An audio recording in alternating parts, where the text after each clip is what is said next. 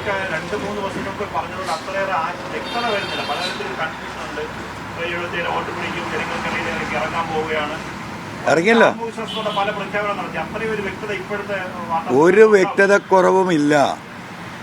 75,000 vote minimum പിടിച്ച് വലിയ വോട്ടിന് അതൊരു പക്ഷേ 1 ലക്ഷത്തിലേക്ക് പ്രിയങ്ക ഗാന്ധി പിടിച്ച വോട്ടിലേക്ക് പോയാൽ നിങ്ങളാരും അത്ഭുതപ്പെടേണ്ടതില്ല. അത് ഒറ്റയടിക്ക് നമുക്ക് പറയാൻ കഴിയില്ല. ഈ പറഞ്ഞ 10-75,000 വോട്ട് നമ്മൾ ഇപ്പോൾ ഞാൻ 25,000 വോട്ട് പിടിക്കാൻ വന്നതാണ്. That is be very clear.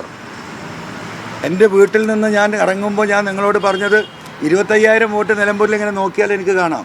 It is A visible vote. ആ വോട്ടാണ് എൻ്റെ ഇവിടുത്തെ ബേസ് എന്ന് പറയുന്നത്.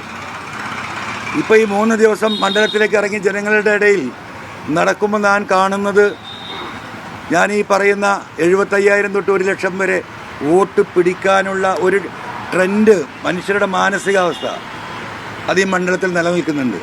അതിലേക്ക് എത്താനുള്ള പരിശ്രമം എല്ലാം നടത്തും ഞങ്ങൾ. ഇനി അതർ ക്വസ്റ്റ്യൻ?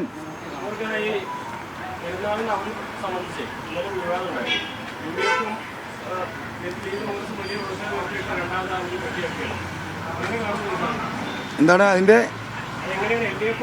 അല്ല, LDFനെ സംബന്ധിച്ച് നമ്മൾ പറഞ്ഞല്ലോ, അവരുടെ ഏകപക്ഷീയമായിട്ടുള്ള ന്യൂനപക്ഷ വിരുദ്ധത ഓരോ ഘട്ടത്തിലും പ്രകടിതമാവുകയാണ്. പിന്നെ ന്യൂനപക്ഷങ്ങളും പൊതുസമൂഹങ്ങളും അതിനെ എതിർക്കുമ്പോഴാണ് അതിന്ന് പിന്മാറിയിട്ടുള്ളത്. ഇത്തരത്തിലുള്ള എത്രയോ സംഭവങ്ങൾ ഈ ഗവൺമെൻറ് ആവർത്തിച്ചിട്ടുണ്ട്.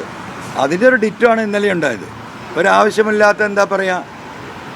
അപ്പോൾ ഞാൻ മുഖ്യമന്ത്രിയുടെ ഓഫീസിലടക്കം ഈ പറയുന്ന ഒരു വിഭാഗം ആൻറ്റി മൈനോറിറ്റി പീപ്പിൾ അവിടെ വർക്ക് ചെയ്യുന്നുണ്ട്. അതാണ്